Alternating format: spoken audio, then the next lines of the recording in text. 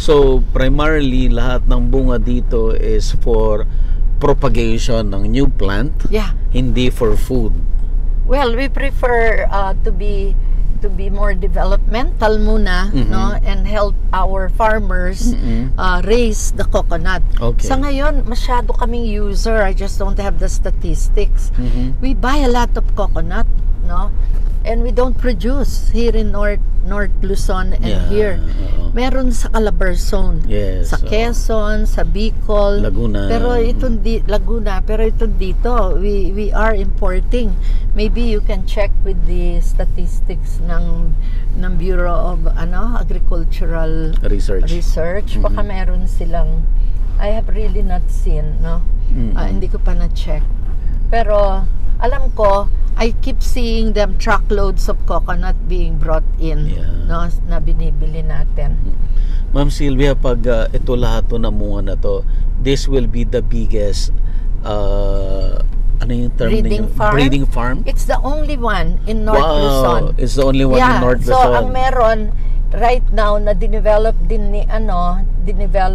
ni Gusto mo bang matuto ng agribusiness, crops, livestock and poultry, aquaculture, at ma-inspire sa mga success stories? Agribusiness, how it works.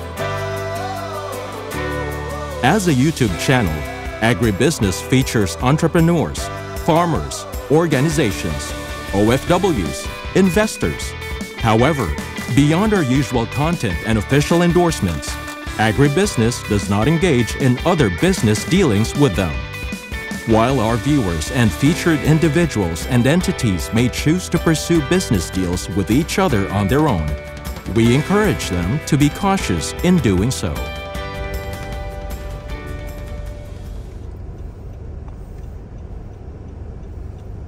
Ito yung 6 hectares namin. Mamaya tayo dyan when we come back. We'll go muna to the 8. Kaliwa ka dyan, sir. Kaliwa. We'll first go to the 8 hectares. Yes, ma'am. Which is also planted to both coconut and some intercrops and the mango farm, no? And that's where our what do you call it, laboratory is located. Laboratory for the fungus. Yeah. So ma'am, how many hectares yung buong farm? 30? 30. So merong coconut and intercrop with durian, mangosteen, lanzones, coffee, cacao, and aviark, and jackfruit. aviark. And lahat to ay for production ng seedlings. Yes. These are all mother trees. Diretso lang. These are all mother trees. We will produce scions that we will attach to the seedlings, for the grafting. The root crops that we are propagating. See, this is our 14 hectare. Yan ang pinatanim ni Dr. Rivera is what they call the diamond cut. Apat na 4 trees in one, parang one area. This is the first time they're trying it. Okay. This is the entrance to the... Sir, pakibukas lang, hirap akong bumaba. Sina ka? You mentioned po earlier na lahat ng nakakatanim dito are mother plants na certified by the Bureau of Plant Industry ba? Yung coconut by the PCA, and then all others by the Bureau of Plant Industry. Ito hindi amin. Itong entrance amin. Okay. So we'll be planting this also with coconut, no? And ilang-ilang? Yeah, ilang-ilang.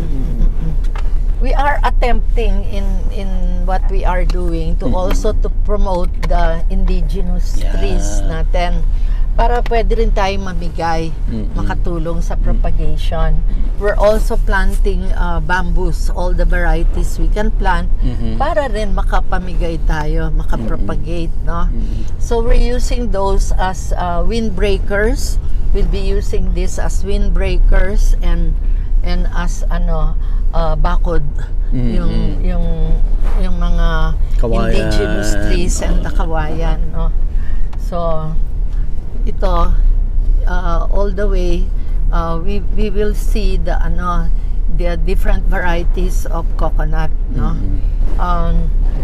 We were able to buy then, aside from getting libre, most of it we bought from the Zamboanga Research Center ng Philippine Coconut Authority. Oh, I see. We brought them in from all the way from Zamboanga, and we rented Barko. trucks, no? Nasinakay sa barko, ganon. So, doon namin na-realize, kawawa naman ang Luzon. Kawawa naman ang North Luzon, lalo na. Now, we have to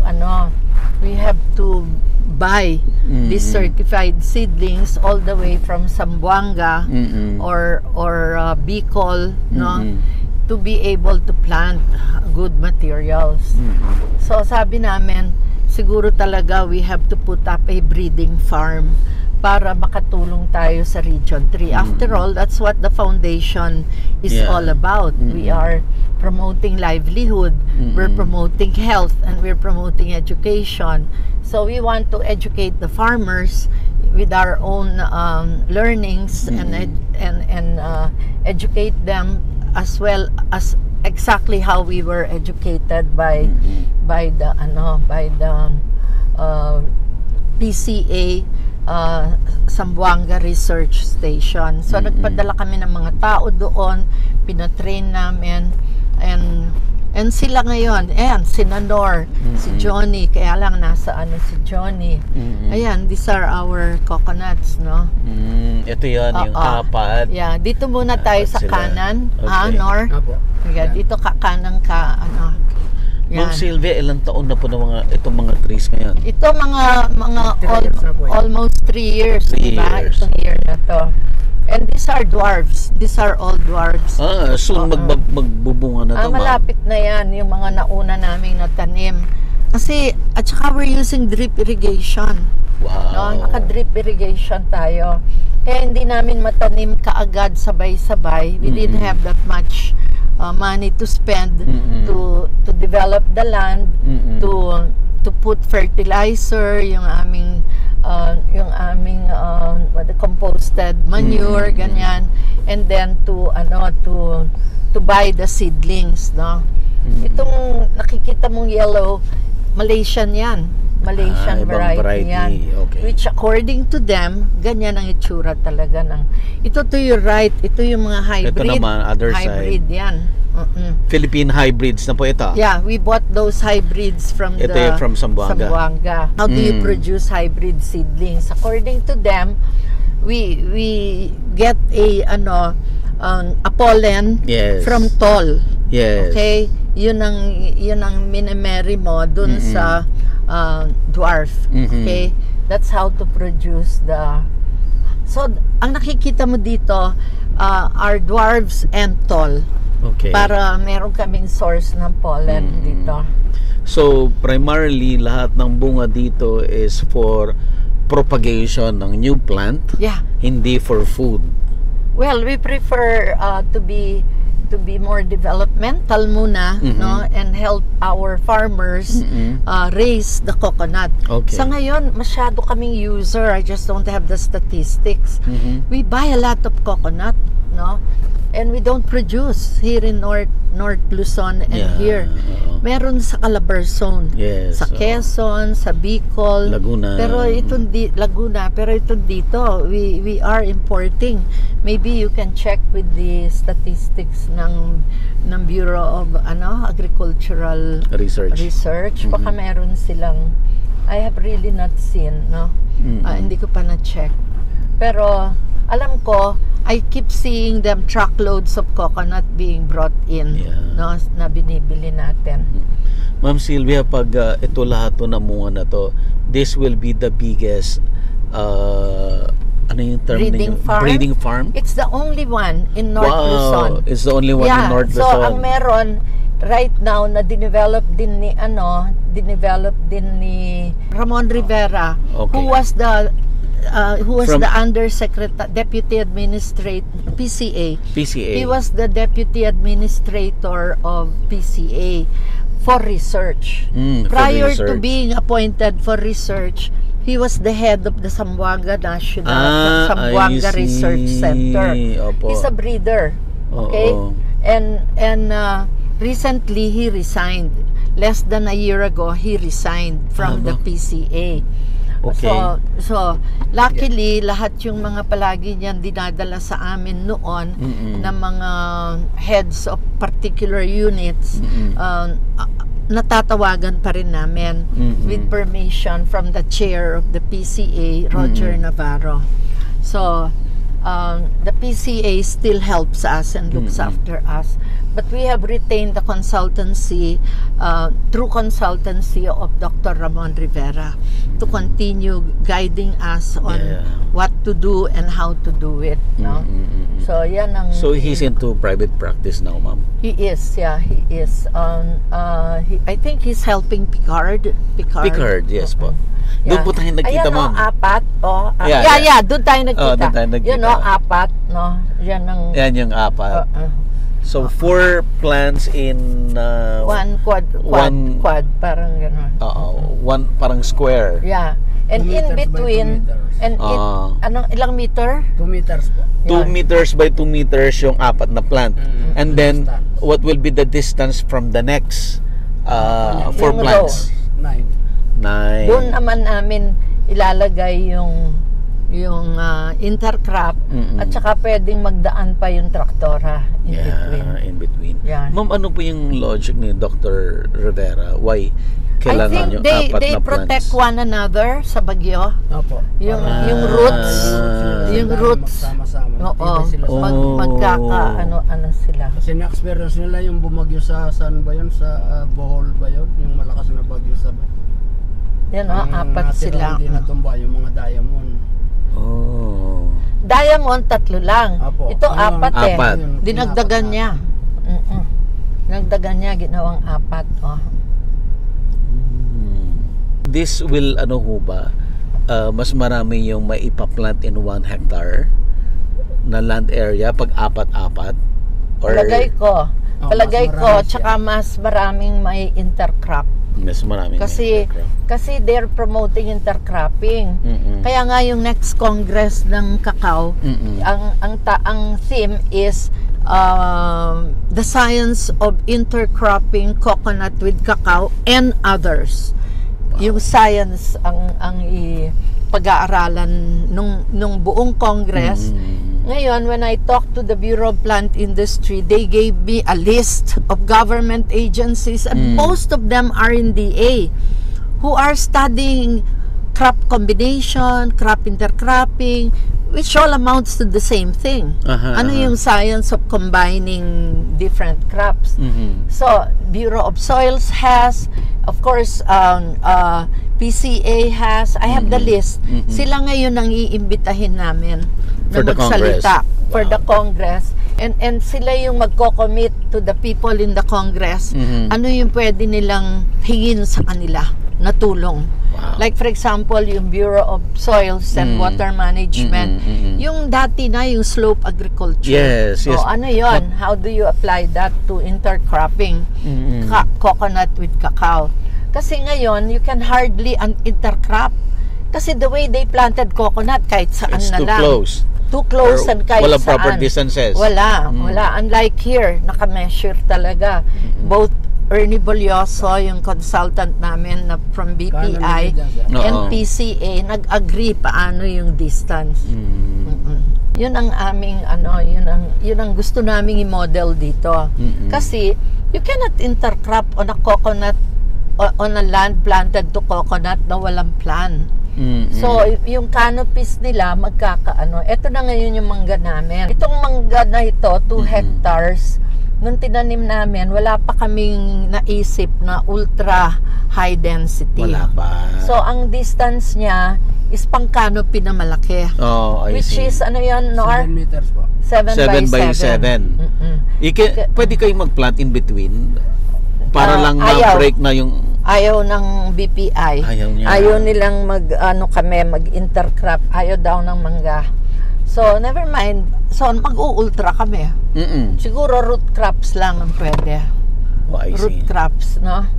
So, yan ngayon ang aming, kaya may mga holes na, tsaka may staking na, following ano yan, Nor? 3.5 by 3.5. Magiging 3.5 by 3.5. So, there will be another mango tree in between. In between. Para maging ultra density. Ito, one line, and another line yung dati, na ang distance is 3.5 by 3.5. Is 3.5 ang distance. You mentioned na these are the Sweet Elena variety. Ma'am, i-describe nga natin what is the Sweet Elena variety. Sweet Elena was the first accredited ng sweet mango that was accredited by the Bureau of Plant Industry. That's why ang tawag sa kanya NSIC 1. Okay? And pinuntahan ni Nor at saka ni Johnny, nahanap namin siya, na-discover namin, it's still alive. Nakalagay pa NSIC 1. Kinunan namin ang letrato. Doon sa tree niya, ma'am. Sa tree, sa trunk. So, at saka nakadapa na siya. So ang nangyari, 'di ba, in the 90s sobrang masigla yung mango industry natin, 'di ba, ma'am? Yung kinakampi ng government before na ito dapat yung pang-export natin. But for some reason, I don't know, dumating tayo doon sa point na nawala na lang, napabayaan. Na-overtake tayo ng ibang countries na inalagaan nila yung mangga nila.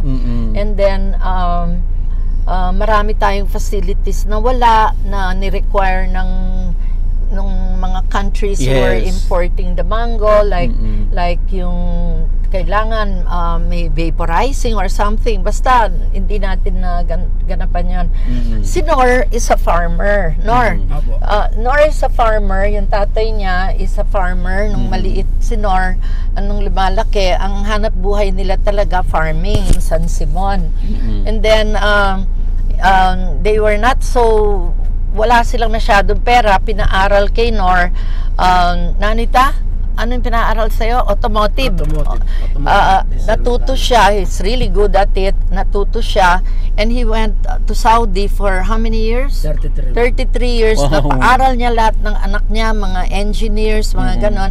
Then bumalik na siya. Narinig niya akong magsalita kay Ka Francis, na nag-iimbita ako ng mga farmers sa Pampanga na mag-seminar sa amin, matuto. Nag-volunteer.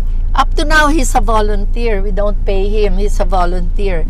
He sleeps in the farm. He helps us. Siya lahat kasama si Johnny, ang nagmamanage nitong farm. Kwento mo, Nor, ano yung practice nyo sa mangga noon? Nung araw po, basta sige, pabungain mo lang, papausukan mo. Wala pang spray nun.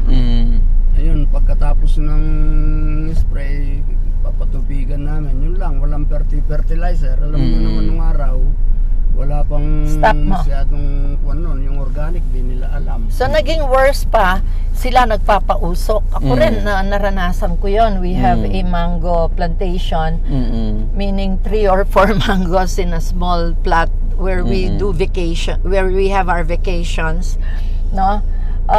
Pinapausukan lang namin.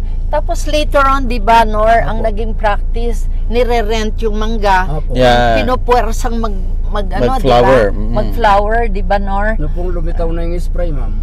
And then, puwersa na yon, no? And then after that, di na ulit mamumunga. Mag-wait na naman another maglaktaw ka ng isang taon. Ng 1 year. So, tingnan mo, nakastake na kami.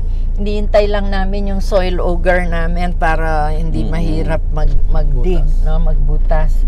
Yan.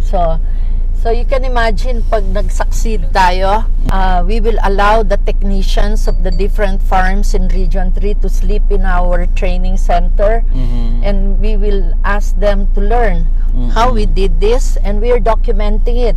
Kasi yung sinusunod namin which is a research in Africa, in India, pati pag-prune tinuturuan kami in that document, in that manuscript, no? So, yan, ready nang ma-prune yan, titrain na namin kung ilan lang dapat ang matira. Ang branches. No? And ano then, po yung height, ma'am? 7. Kasi nga height lang daw ng tao. Yeah. Pwede pang lower, di ba? So, yun ang gagawin namin, susundan namin. Pero sa pag-research namin, may nakita pa kami sa Canberra.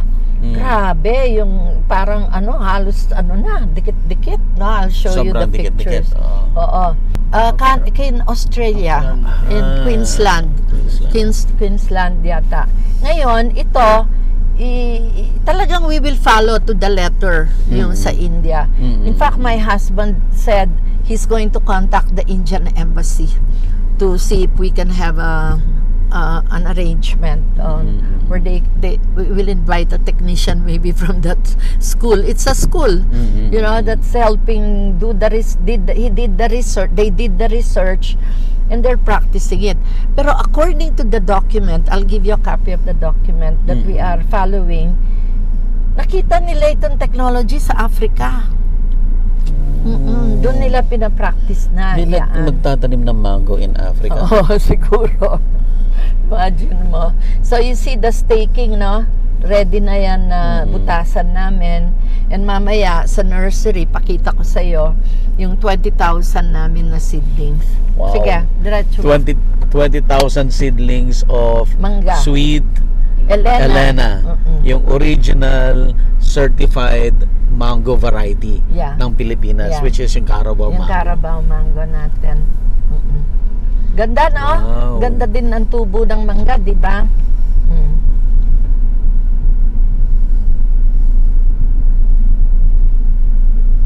Ilang years na po itong mango, ma'am?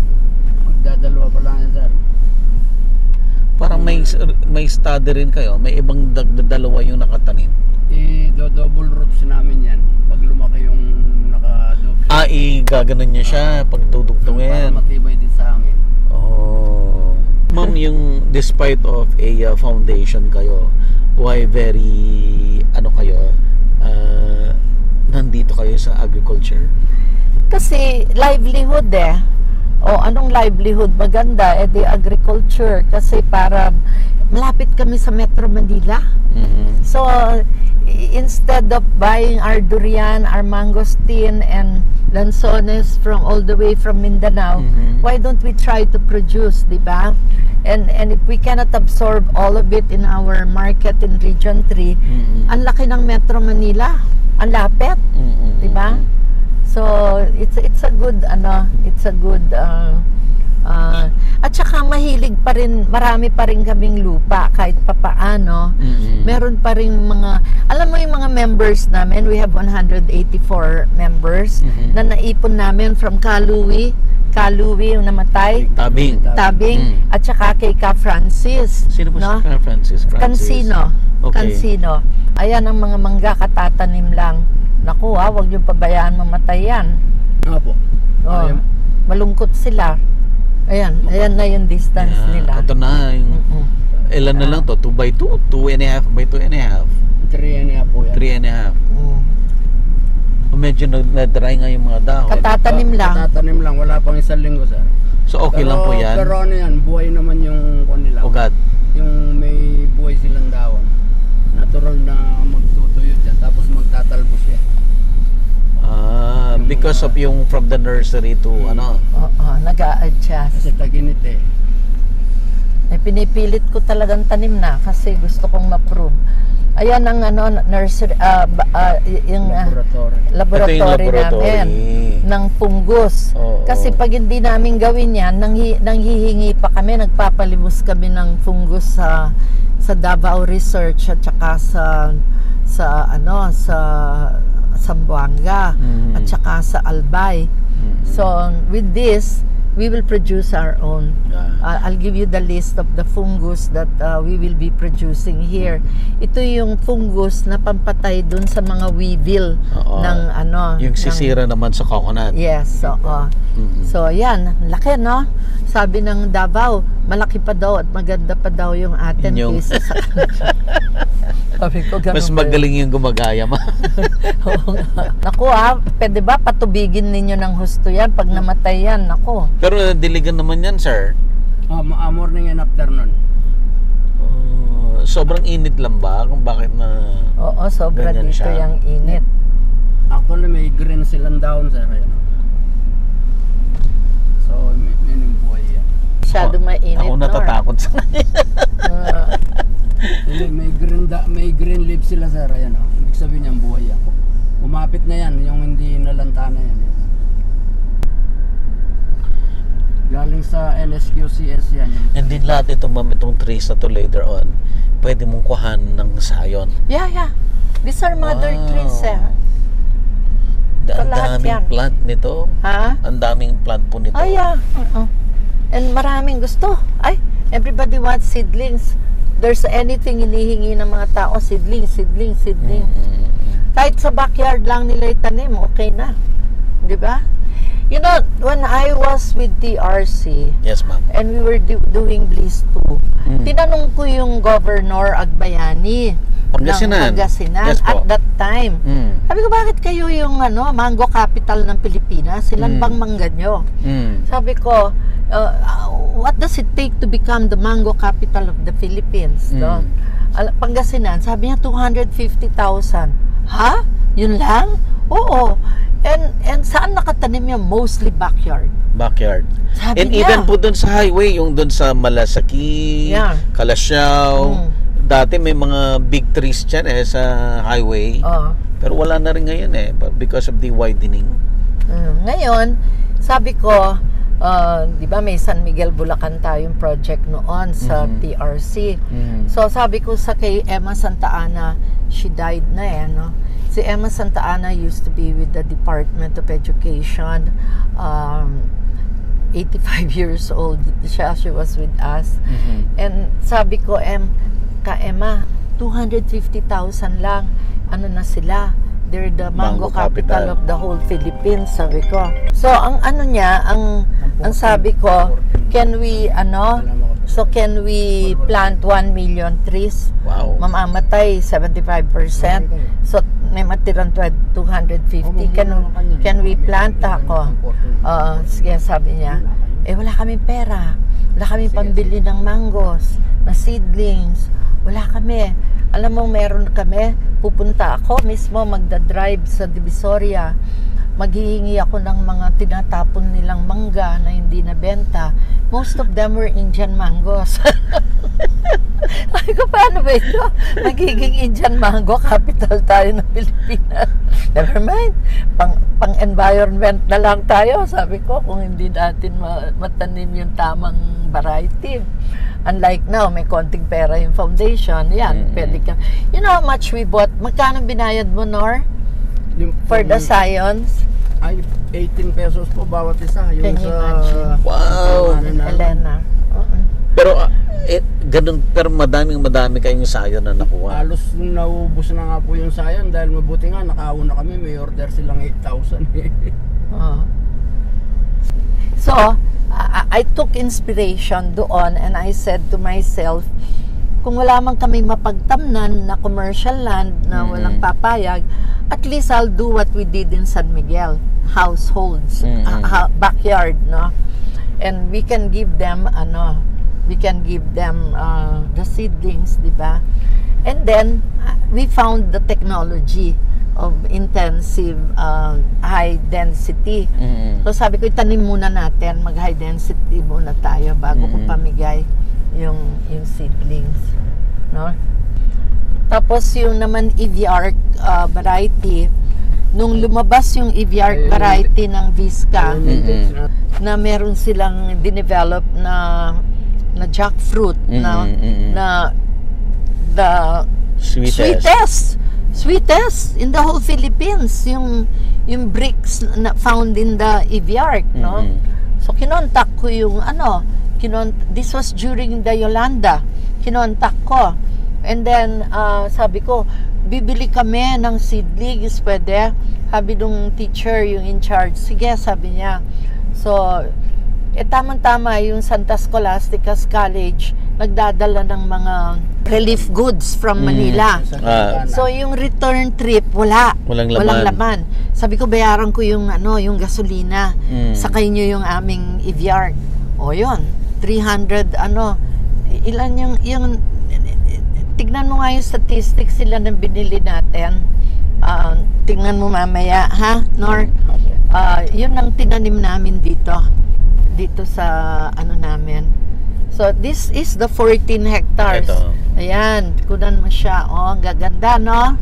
Lalaki. Malalaki na. Oo. Yun ang nauna namin. Yun ang mga una naming natanim, no? And this this EVR variety namin is also accredited by BPI kasi binili namin sa Vizca. So, yan. Yan, pasok ko dyan, sir, sa kanan. Yan yung gate. So pwede rin kayong mag-produce ng sayon for the aviark. Yeah.